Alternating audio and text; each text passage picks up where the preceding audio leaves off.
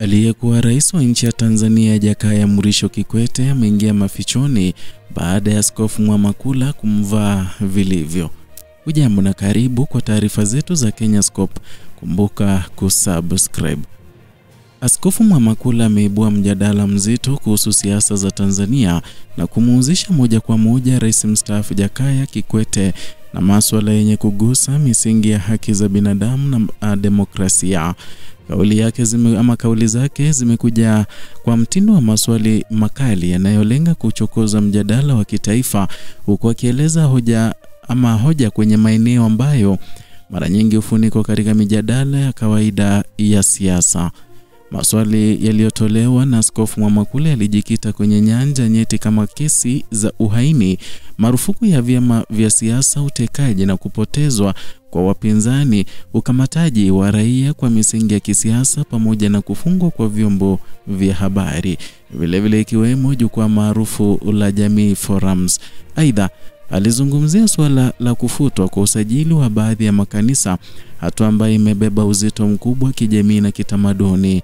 Na kuibua hoja hizi, alitaka majibu yanayoweza kueleza historia ya uongozi wa mustakabali wa demokrasia nchini Tanzania. Katika kueleza hoja zake, Askofu Mwamakula pia alitumia historia ya viongozi waliotangulia, akiwemo Julius Nyerere na Al-Hassan Mwinyi, kuonyesha tofauti kati ya uwazi wa uongozi wa awali na changamoto za sasa.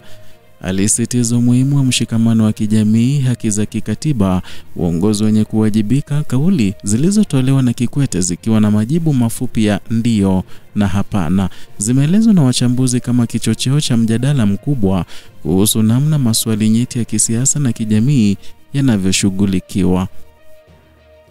Mijadala hii imeenea kwa kasi kwenye mitandao ya kijamii, ambapo Watanzania wamekuwa wakitoa maoni yao kuhusu hoja hizo. Video ya taarifa zilizosambazwa mtandaoni zimewafanya wananchi wengi kuingia katika mjadala wa wazi, wakieleza hisia zao kuhusu haki, usalama na uongozi wa taifa. Kupitia hatua hii, Askofu Mwamakula amekuwa chachu ya kuamsha ari ya kushiriki kwa wananchi katika siasa kwa ujasiri na bila hofu. Watanzania wamehamasishwa kufikiria kwa kina kuhusu historia ya taifa na namna viongozi wa kisiasa na wa dini wanavyoweza kushirikiana katika kutafuta suluhu ya changamoto za kijamii na kisiasa.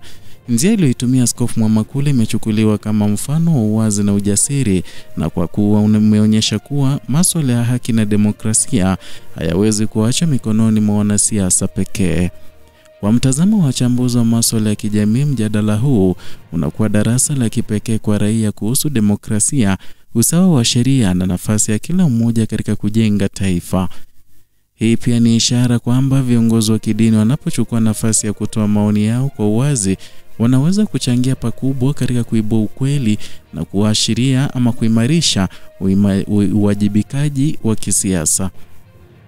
Kwa ujumla, kauli ya Askofu Mwamakula na mjadala ulioibuka unaendelea kuacha alama kubwa katika historia ya mijadala ya kisiasa nchini Tanzania.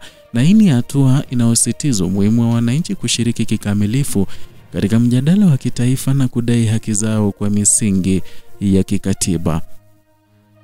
Asante kwa kutazama Kenyascope. Endelea kufuatilia kwa uchambuzi wa kina kuhusu siasa, historia na mustakabali wa Afrika Mashariki. Usisahau kusubscribe na kulike video hii na vilevile kuishare ili tuweze kufikia wengi ambao hawajapata taarifa hii.